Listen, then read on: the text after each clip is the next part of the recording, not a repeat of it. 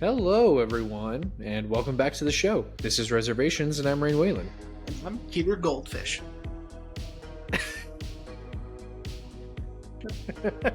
Okay, Sometimes, that one was a little stupid. sometimes they're silly. Yeah. You Can't help that. As you can tell, I want to bring this up now. As you can tell, I changed my shirt. You did. Um, dude, I'm not gonna lie to you though. I did. I was like, I should just keep wearing that fucking Dinorama shirt. But no, that shirt's really comfortable, and I don't want it to get ruined. Ruined. So I decided to go with this Goofy movie shirt that I got from Disney.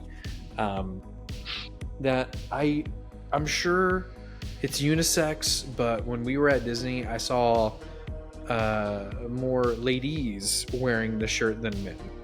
Hey man, it's good. It's a good shirt. I don't think it matters. I follow this guy. I follow this guy on TikTok. His name is Parker York, and he teaches you how to dress, right? He gives like inspiration and like whatever. Like he'll go in the comments and they'll be like, "Hey, style an orange tie with a navy blue suit. I'm going to a wedding." And he's like, "Oh yeah, sure." And then he'll like try to whatever. And he buys stuff from the ladies section all the time, man. Doesn't matter. Doesn't give. I know who this guy is. Yeah. That's right. So yeah, I mean, unisex, ladies. Who cares? If it looks good, it looks good. You know. Well, and here's what's funny. I have another Goofy movie shirt I bought at Disney. It's green and it just has Max. It's essentially this part where it's just Max's face, and then Roxanne is in his sunglasses. Nice. But I don't wear that one as often because the neck is really stretched out, which I hate. And then it shrunk, but not in the way I wanted it to. It's still really baggy in the arms, and it's shrunk in the body. So it's like cropped. Almost, yeah. So like the end of the shirt rests right on my hips. So if I were to do this, it would. Oh no! People see your belly. Yeah. So I don't wear it, and I'm disappointed because I really like that one. Yeah. I'm sure I got two Goofy movie shirts at Disney, and I wear this one more. Well, of course. Yeah. I do have a recommendation for people. Okay. I just started it, so I don't, I can't speak to, the rest of the series, but I am loving this show so far. I started watching Slow Horses on. Ooh. That shit is rad. I am about 4 episodes in. I think it's like the coolest fucking thing ever, and everyone should watch Slow Horses, man, for real. And they are like revolutionizing television making right now, because to give you a few examples, we have like Stranger Things, we got like Severance, we got like other shows that take years, right? Mm-hmm. So they just wrapped, or maybe they just premiered season 5. Season 5 is coming 2020 September of this year. Season 6 is already done filming. Like, they're done. Holy shit. Yeah. Like, I'm told that they show a trailer for the next season after the finale of the season. Like, because it's already done, And it's like, that's what I'm fucking talking about, man. Just like. Do you think it's because since it's a British show that they're like, man, let's just like crank this out, bro? It's only 6 episodes of season 2. Maybe that's what it is. I don't know, man. I'm wondering if there's several books in this series. I'm wondering if each season is the book. I don't know. I just started watching it, but I think it's super cool, and Gary Oldman is just a revelation. Yeah, I've been wanting to check it out because I watched his Variety. Does he know his lines? And one of the lines is from the show, which is "You're all fucking useless, the lot of you. Yeah, you're a disappointment in a long and disappointing career." Or you're the biggest disappointment of a long and disappointing career. And yeah, I mean, I love Gary Oldman. He's funny. He's funny on that show. I mean, it's Dude, a series. Well, and it's funny you say that because I love how non-serious he's been in interviews recently. Yeah. Like just cracking jokes and shit. He in that same video, he misread a line from The Fifth Element, and he thought it was Lord Shin from Kung Fu Panda 2.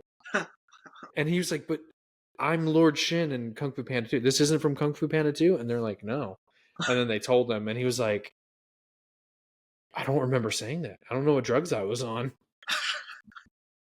Dude, Gary Oldman's great, man. Yeah. Dude, the show is rad. You gotta check it out. Yeah, I've heard the show's great. You know, like you got like 6 shows that you're juggling right now, but I know, man. God, yeah, so many shows. Slow Horses. I'm telling you. Yeah, I was literally telling a buddy of mine, all these shows I need to watch. Like, I need to watch Foundation, the Isaac Asimov show. Fucking still need to watch Chernobyl. Yeah. Dude, there's so much TV, man. The final season of The Boys is coming soon. Like, yeah, there's too much TV. Yeah, there's too much. TV. But I mean, I guess I can't be, too upset because considering I think we're like in a really good golden age of TV right now. It comes in waves. Like so many great shows. But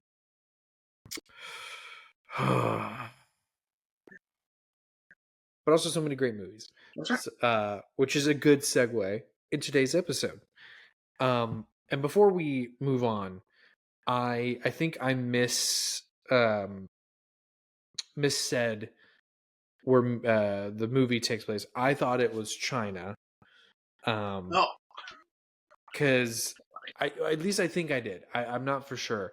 In the tease from last week.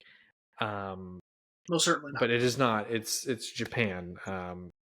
And literally when the fucking movie started, I was like, "Oh shit! Did I say China in the tease?" But with that being said, today we are talking about the 1985 Paul Schrader biopic of author, poet, political rebel, that is Mishima, A Life in 4 Chapters. So, had you seen this movie before? No. Oh shit. No. I think I may have tried to watch it once, or maybe I just thought about watching it. But I bought it as soon as I saw it in the Criterion Collection. I think I saw it out in the wild, how shiny it was. And and I was like, that sounds cool. And I love Paul Schrader. He's an interesting figure in filmmaking because, he's got Raging Bull, Taxi Driver, most recently The First Reformed and Card Counter. But he's also got The Canyons, so. Oh my god, that's right. He did do that. So, it's hit or miss. But when he hits, and it's really, really good. So, yeah, I mean, I bought it, and I thought it was so interesting that an American filmmaker made a completely Japanese film that's entirely in Japanese. Yeah. And he does not speak Japanese. So I thought that was really interesting. And yeah, and I had no idea what I was getting into. And yeah, man, this movie is very good. I loved everything about this movie. I love the structure of it, I think, the most. And we'll talk about all that. But I loved it. I thought it was fantastic. Yeah, agreed. Also, I know you may roll your eyes at this, but it did also make me think of Wes Anderson's Isle of Dogs. Okay.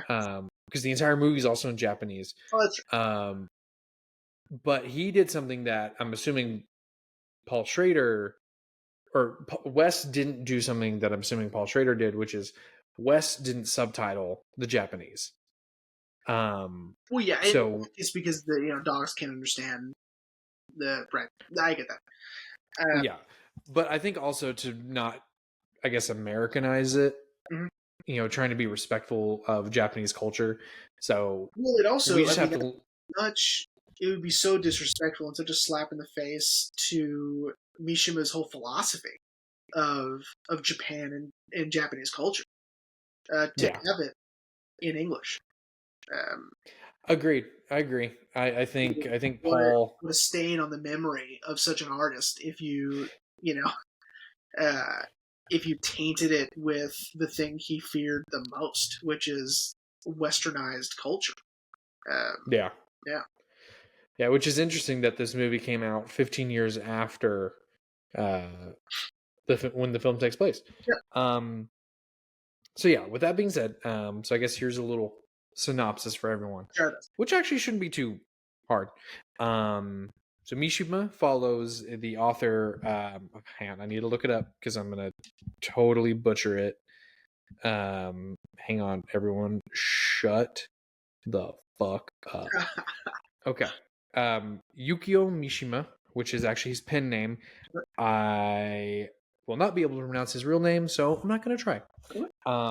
It follows his life through a very interesting structure of flashbacks and adaptations of three of his most well-known novels, to kind of cut in to where he was in his life and also to mirror what we're seeing in real time of the final day of his life, which is ultimately culminates, which I'll get to in a second in the synopsis. So we get to see his life play out chronologically through these flashbacks of being a child, going to school, surviving World War II, and finding small success as sort of a poet, but then finding massive success as a writer, telling these post war stories and slowly kind of despising the materialism of what post-war Japan is becoming, and ultimately culminating in the real-time event of him trying to pull a coup d'etat and overthrow a general within the Japanese government because he believes that Japan has become a shell of its former self, and he thinks a emperor should be reinstated. Unfortunately, the coup d'etat does not go well, and he performs seppuku, and that's Mishima. Yeah. So before we get into the movie as a whole, I was not expecting that at all. The ending, and and like I mentioned last week, I'll do minimal research before I watch a movie just to kind of know what I'm getting into.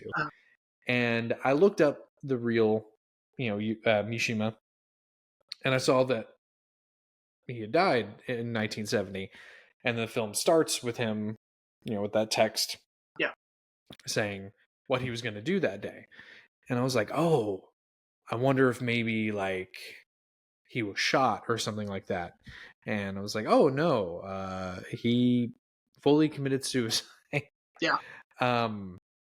Which is what I was not expecting, but I guess in his mind, since this was clearly a failure, it was the only thing to do. Yeah, I guess so. He did think of himself as a samurai. He longed for the time of the emperor and the old ancient Japan.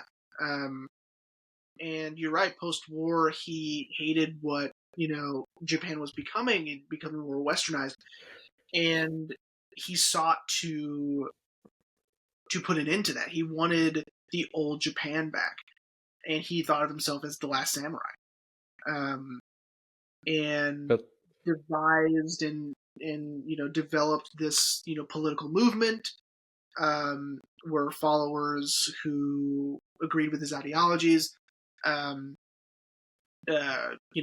were seeking to change the minds of Japan and what they believed to bring Japan back to its former glory and its old way of life, right? Mm-hmm. And it's just so interesting. And of course, like that's Harmony of the Pen and Sword, which is the title of this episode, and the final chapter of this film is the samurai motto. He truly saw himself as a samurai, and he's just such an interesting person. Like watching this movie, I was fascinated by this person. Mm-hmm. Because and again the structure is just so beautiful because it did take me a second. I'm ashamed to say, to realize that the almost minimalistic yet exaggerated stage play type adaptations were adaptations of his work. Like at first I was like, wait, is this also like a representation of his youth? Like, is that what's going on? No, obviously not. But I love that Paul Schrader is saying to know Mishima is to know his work, and vice versa. Mm-hmm. To know his work is to know Mishima. So we're not just going to do a traditional biopic, but we're also going to do these very minimalistic yet exaggerated and surreal adaptations of his work that best represent who Mishima was as a person. Mm-hmm. And it's incredible. Like, when I finally realized that, like, they're supposed to be outside, in that first one, I was in love. I can't get enough of this. This is amazing. That this is a representation of outside, yet it's this obvious stage play. Like, I thought it was so cool and interesting, and they were using traditional play techniques with the set, and giving forced perspective, and again, the suspension of disbelief in a stage play is unlike that of a film, and so I love the melding of the two, where yes, you're going to have to do a little bit of, you got to sort of train your brain to, think of these things as, yes, they're adaptations of his work, but they're also presented in such a unique and visually interesting way. Mm-hmm. I thought it was so cool. And the specific novels that he decided to adapt was really interesting. Suicide is mentioned in every one of them, almost like a looming presence Mm-hmm. over the film, as if it was a self-fulfilling prophecy.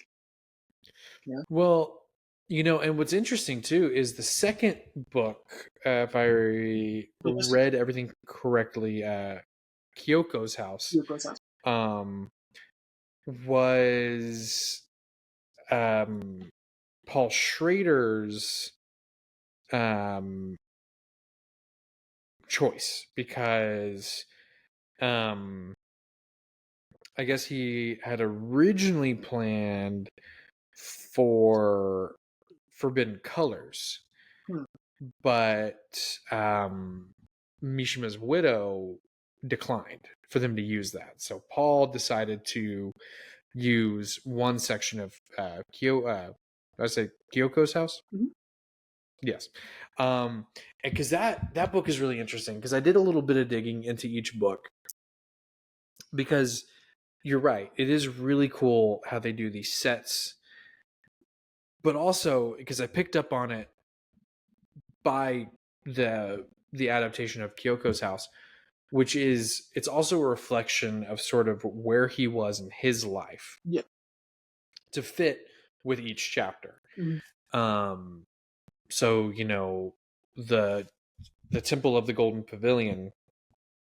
Oh, damn, I'm so good.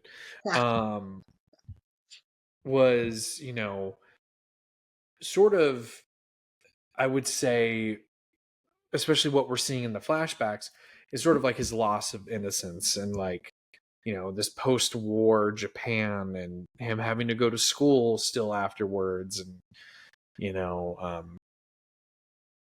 kind of finding poetry as sort of like a good medium, and then being told you'll never be a poet, and then we get these intercuts of this character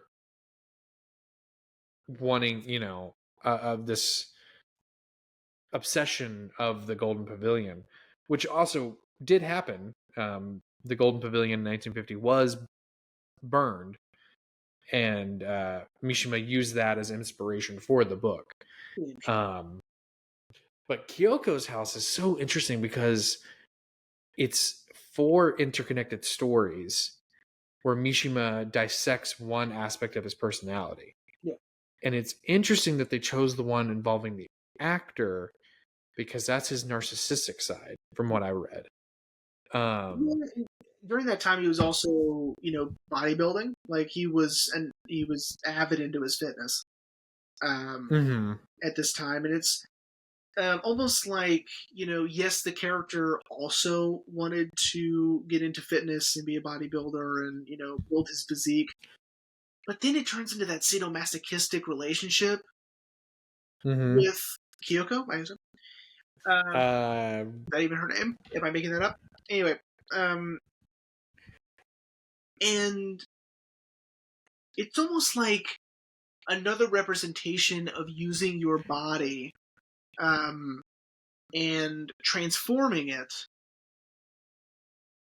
either for art or for self-pleasure or for your narcissism, right? And I thought that was unique. I thought it still fit within the narrative, but it's interesting you say that was Paul Schrader's choice, because it seems the least obvious. Because the other one, like the Golden Pavilion is his introduction into art, his obsession with it, his longing for pre-war Japan, his it's also like what I saw it as, because that character was so obsessive and so enamored by the Golden Pavilion that he couldn't focus on anything else, right? He was with that girl in the woods and he cannot focus. He is obsessed, and so it had to go. And I think that that's maybe how he views art, in a way that, it's a complete obsession over his life, or that, if not checked, it can consume him, maybe. Also thought it was interesting that they put in there that Mishima, not his name at the time, was over-exaggerated an illness to not be put into World War II. Okay? That actually happened. That's real. And he lied to get out of it, and he would later say that was his greatest regret, that he absolutely should have went to war, should have fought alongside them, because that's ultimately what he wanted to do. He always longed to either die in a spectacular fashion, by defending his country, or die a hero or a martyr, whatever. Like, he wanted a fantastic, meaningful death. That's what he wanted. But he denied himself the opportunity in war, and I think that ultimately led him into what would become his political pseudo-militaristic faction that he created. But it also reflects in his art. I think that, in these texts, you can see that he is almost overcorrecting, and he's trying to make up for that regretful choice. of when he was almost in the army. You know, and I was just about to ask you that. Like, do you think, had he not done that, if he would have felt the way he felt about post-war Japan, having fought in the war and seen the horrors of war, if this sort of westernized version, or in his mind was westernized version of Japan, would have really bothered him as much as it did since he didn't go to war, you know? That's interesting. But it also, kind of like you said, maybe he wouldn't have become the writer that he became. This, you know, this writer that people love his work and love his books. It's a very interesting what if. Yeah. Like what if he had actually gone to war, you know? Yeah. But so with that, you know, I do want to say I'm saving the last one, Runaway Horses, for a minute. Okay. I know I think I already said it, but I do love the structure of how they chose flashback and then adaptation of the book. Yeah. Well, to then meld the his last day. So it's his last day. You know, flashback adaptation. Kind of. Mm-hmm. It's not really consistent, but I like that they sprinkle in his last day, and it does build tension because those who know, and then you know that's we're leading up to this magnum opus of his final moments. But those of us who don't are sort of on edge because like, what is happening, right? Yeah. But I did not know. And by the way, they nailed it. I saw some footage from that day, from news footage. They got it exact. I mean, it's almost like it's I don't know how they did it. It was like perfect. Yeah. I didn't do that much digging. I did a little bit more. Saw a little BBC documentary, watched a little bit of it because then Maya woke up and then I was like, oh, sorry, I have to turn this off. But yeah, it was like a 1985, maybe it was when the movie came out, 1985, BBC documentary about Mishima. It was really interesting. The from what I saw before Maya woke up. Yeah, well, and I was gonna say that was on the Criterion. I almost put that on, but it was getting pretty late, and I was like, it's time to go. It's time to go to bed. But yeah, you know, I love the adaptations. Yeah. Sequences, because you're right. You know, the choice to do a soundstage and the choice to make these surreal set pieces where, you know, the Golden Pavilion temple, our actors are as tall as it. Yeah. You know, it's so cool.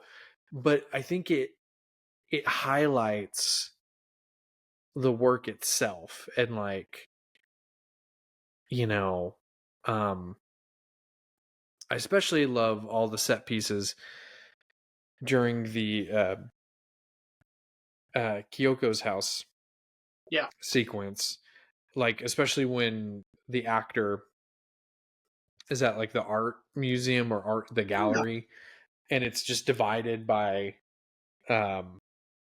you know, rods and curtains. Yeah, it's so cool. I mean, it's unbelievable. I love the choice of making it obvious, like making it a yes, it's a soundstage. Yes, it's supposed to look like a stage, like a stage play. Mm-hmm. You're sort of giving that separation. It's an odd choice, but I really like it, and the colors are just magnificent. Oh, agreed. You know, and it kind of, it really cuts in, especially when we get a flashback and it's in black and white. Right.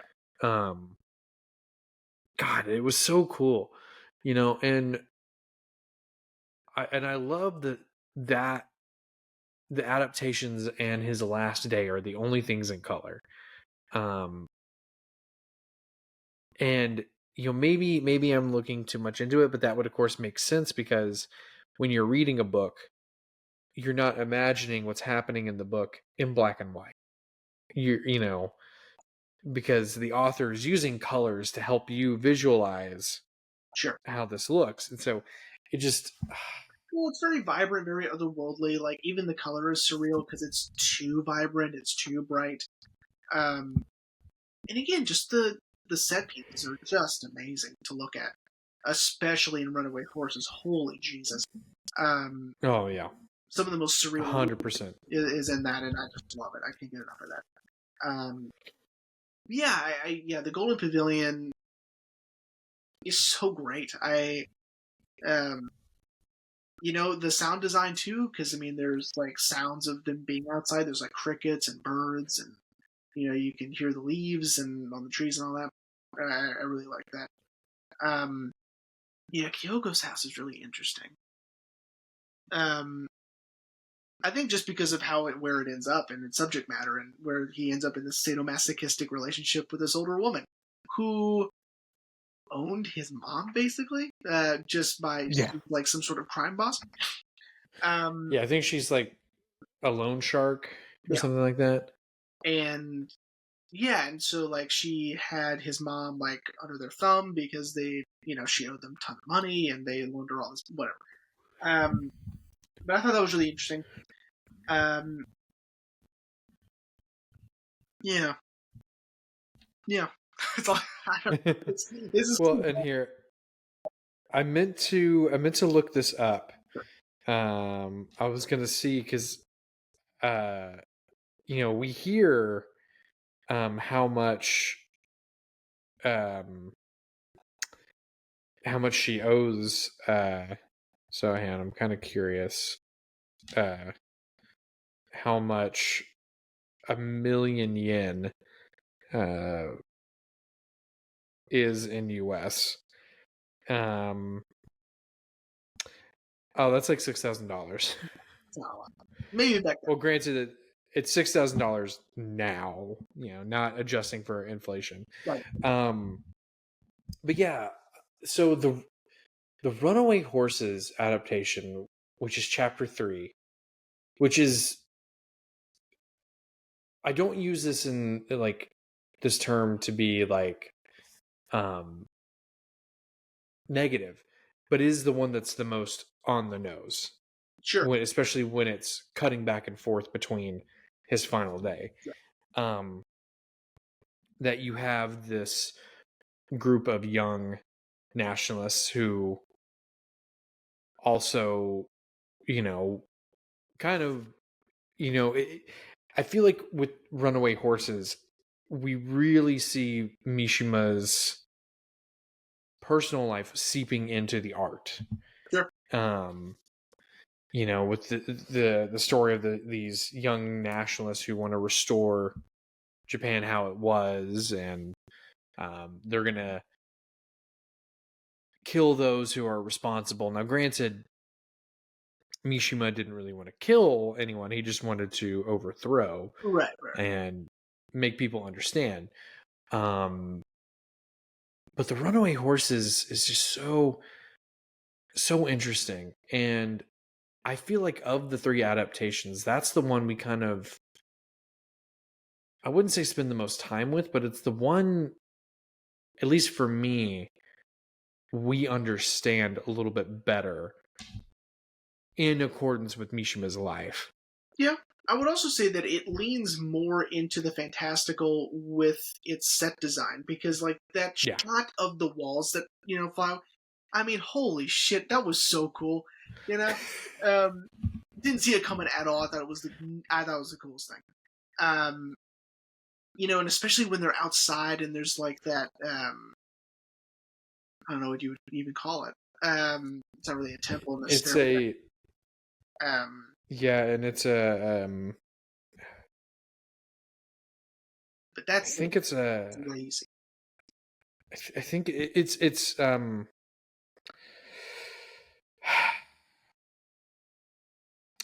I know it. Keep talking. I'm gonna try to find it. So, like, the way that they, it's obviously a matte painting, but like the sunset or sunrise or whichever it is, and that arch thing.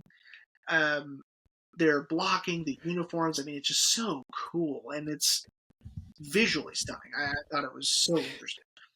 Yeah, it's called a Tory gate. I was like, I know it has a term, and they're very sacred, which also is a double meaning that it's half buried and slanted, because they're very sacred to Japanese culture. To give a modern example, the new Assassin's Creed game takes place in feudal Japan, and the game developers made a big choice that you can destroy anything. Well, once the Japanese government caught wind of that, they were like, does that include the Torii gates? Because if so, that's a no-go. And they immediately put in a day one patch, can't destroy Torii gates. And they even, I think, put in a patch where now if characters catch you climbing on it, you get yelled at. So they're very important, and they're very sacred. So, that image is just so stunning. You're right, of like them standing in front of the shrine, and that Torii gate is just pretty much buried. And I think it is to represent, in the context of that story, how the quote unquote old Japan is being left behind. Sure. Yeah.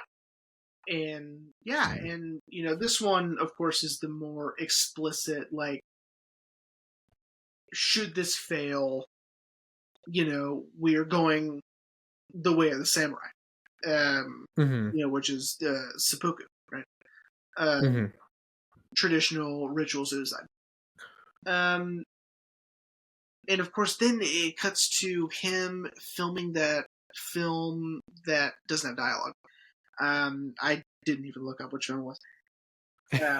Where he plays a general that commits seppuku. It's so interesting, and all these parallels. And again, it's almost like it's a self-fulfilling prophecy. Like he's using all this imagery to one day eventually, be in that situation. It's really fascinating. Planned or not, I think it's, he's such an interesting figure. This film it was banned in Japan. It still is. Which I think is interesting. So, because he is a very controversial figure, obviously, in Japan. Yeah. Because it's like, I don't even know if there's a modern example of this. I mean, he was such a celebrated and beloved writer and artist.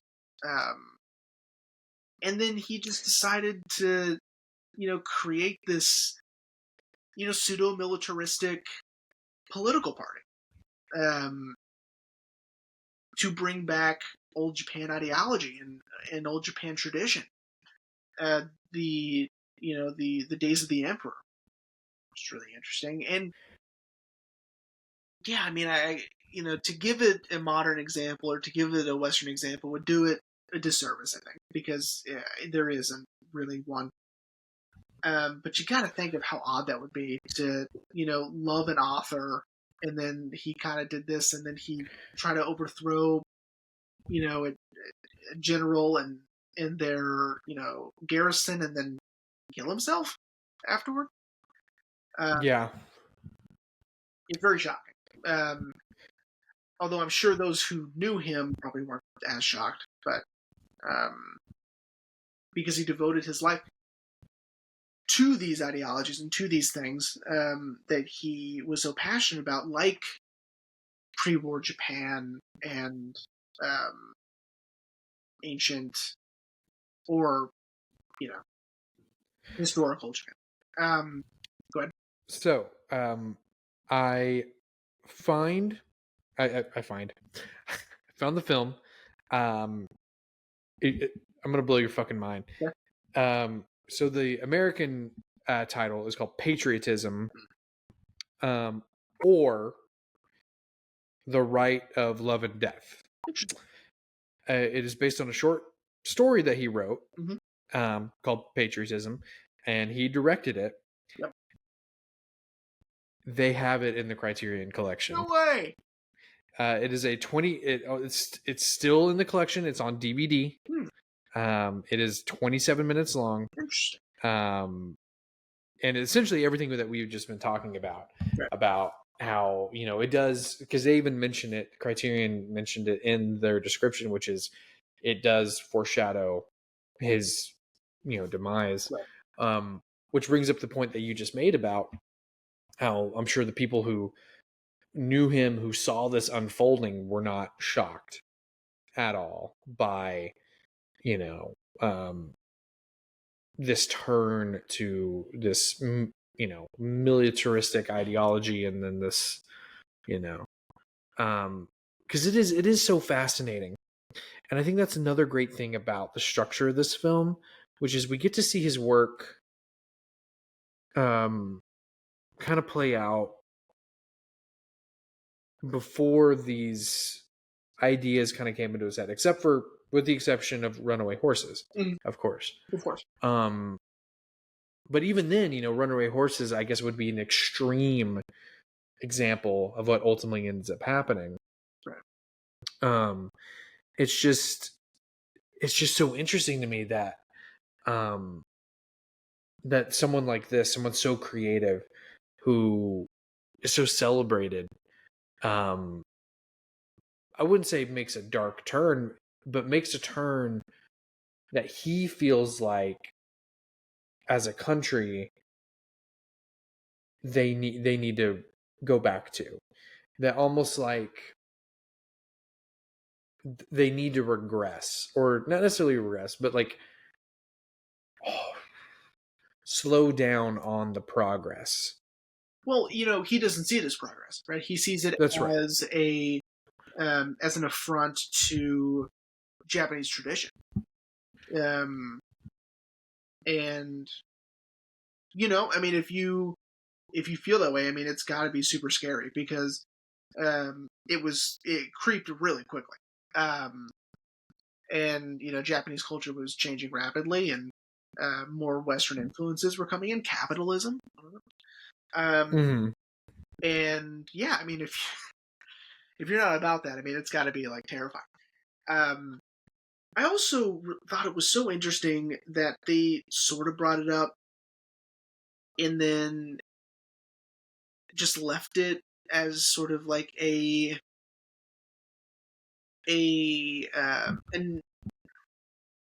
how do I put it? They bring up the idea of his possible homosexuality, but they're not. They don't dwell on it too much, but it is there. And his widow did not like that. Yeah, I did read that was another reason why it was banned. Well, it was pulled from, I think, a Japanese film festival because of that. Yeah, and she quit helping because of that, because she wanted it not there. Like she's like, let's take that out. And Paul Schrader said, no, I'm not taking that out. And so she's like, well, I quit. And he's like, okay. So, which I thought was really interesting, and you know, also that he had that statue, and then that the painting. God, what is the name of that painting?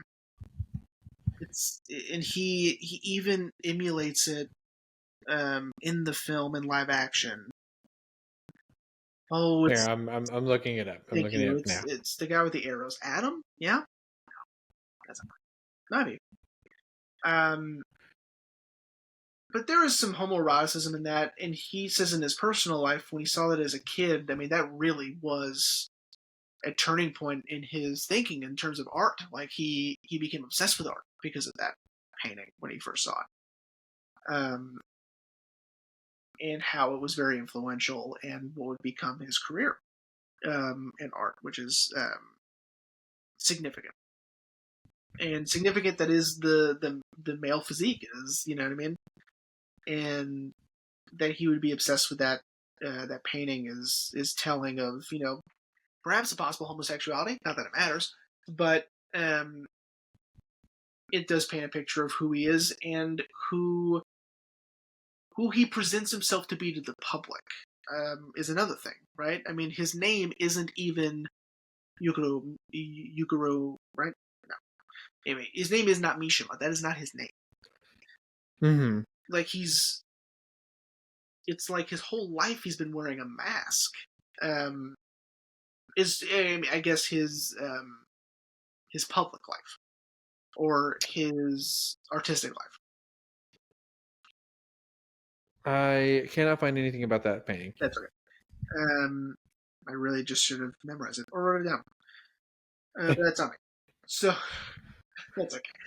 But yeah, I thought that was interesting. I saw someone had said that his greatest work of fiction was that of himself. That his public persona was his greatest work of fiction because he created this larger than life persona that he presented to everybody, the world, right? Starting with his name, which he came up with after he dodged the war. You don't want to speculate, but it might be, maybe a way of compartmentalizing that regret as well. Maybe. Yeah. Yeah. Sorry, I'm still trying to see. Saint Sebastian. Thank you. Yes. Yes. Yeah. Yeah, I agree. And the film brings that up a lot about masks and identity, and it is so interesting. He is such an interesting figure. I'm not gonna lie to you. I kind of wanted to read. Yeah. I kind of want to check out some of the books that they used, but I read that apparently, Runaway Horses, is only book 2 in a 4-book series. Oh. And the 4th book came out 4 months after he died. Oh. Interesting. Which I think may have been that finished manuscript that he left on his desk before he left. Yeah. But but I did want to, because I was like, I want the film does something I think is really interesting as a biopic, which is you kind of want to know more. Where I feel like most biopics, try to encompass a person's life in 2 hours. Sure. Or at least summarize it in 2 hours. I feel like what Paul Schrader, his brother, and his sister-in-law were trying to achieve is, as the title suggests, a life in 4 chapters, but more like, we're just going to give you a snapshot. We're going to want you to want more about this person. I think that this is a really interesting way to represent someone's life because, like we've said, it's not just moments in his life. Like him, writing a stage play, him, going to having these political discussions at colleges or wherever he was, him making movies, him blah blah blah, that stuff, and then his last day. But it's also showing you adaptations of his work. It's showing you the art he created as well, which also, of course, represents the person himself, which I loved. I thought that was such an interesting way to paint a complete picture of a person. It's like, I would put it up there. I mean, this is, I think this is top tier. This is number 1. But underneath it, I would say would be like Steve Jobs, or what's another one? I can't think of one right now. But when filmmakers take a different approach to a biopic, where they paint a picture of a person, not necessarily with accurate depictions of real life events, but of putting them in scenarios where they can be better represented as they were, true or not. I find that very interesting. And this is just such a unique way to do that with the adaptations of his work. I agree because, you're right. To understand the person would be to understand the art. That makes me think of a quote that if someone said that, like, of like an artist that said, like, if you want to understand me, look at my art. Yeah. I can't fucking remember who said that. But it's it is so interesting because, I mean, yeah, we've talked about a lot of really great biopics on the show, Yeah. and like, or ones that are biopic adjacent, like the assassination of Jesse James. Yeah, that's a really good one. That's a good example. We haven't talked about Blonde yet, but that would be pretty wild. Well, that's more of taking a existing person and then dialing up the experiences to better represent those experiences with it not being true, right? Like, right. This is what it felt like to be this person, but it's not what happened, right? Mm-hmm. Yeah. But yeah, it is so. It's so just. Yeah, I mean, this movie the structure really great. It's really great. Yeah. And I read that Paul Schrader considers this his best film. One that he's directed. He said that Taxi Driver is the best film he's ever written, but this film is the best film he's ever. Yeah. Okay. But this is the best film that he's ever directed.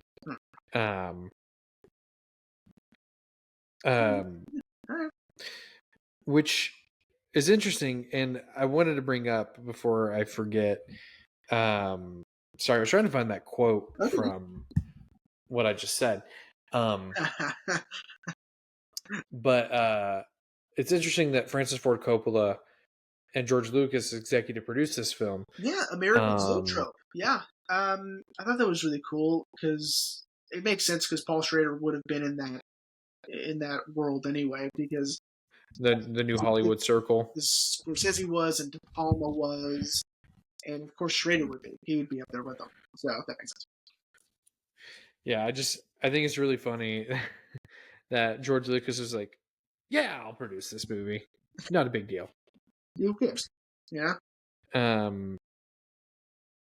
Yeah. Oh, I didn't know. Sorry, I was curious about that. I didn't realize that American Zoetrope was a production company that Lucas and Coppola founded together. Yeah, I never knew that.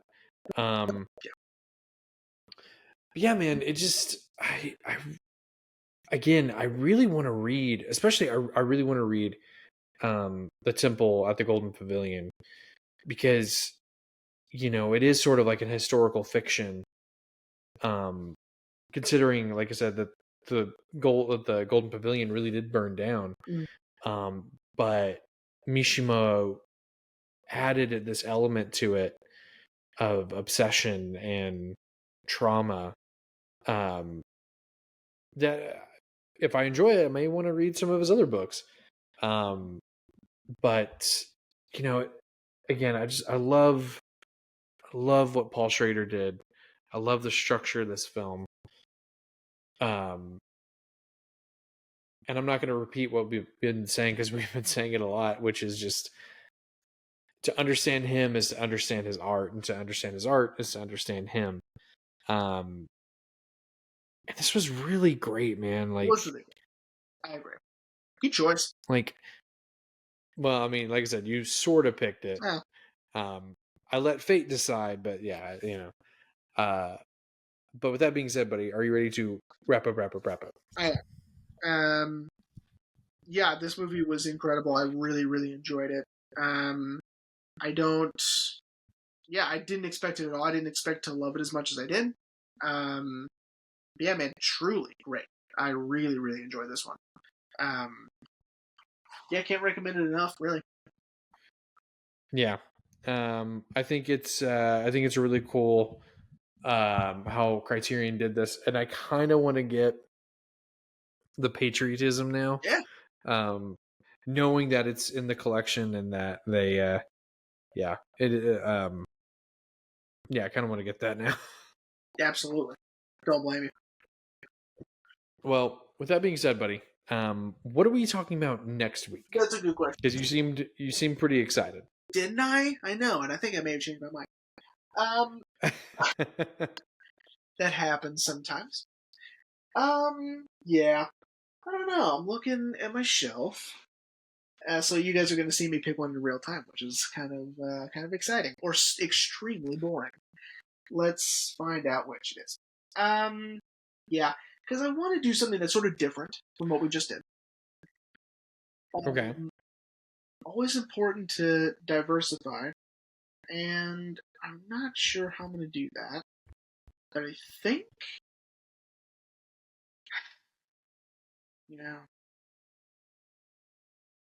okay, that could be cool. That could be cool. See, this is why this is just horrible podcasting, because all I'm doing is looking my mouth away from the mic. Yeah, it's just awful. Is anyone still here? If you are, great, you made it this far. And that would be pretty crazy if we did this one. Okay, so let's just go ahead and pull the trigger. Next week, let me see, I need to get the director correct. Because you're going to be like, what?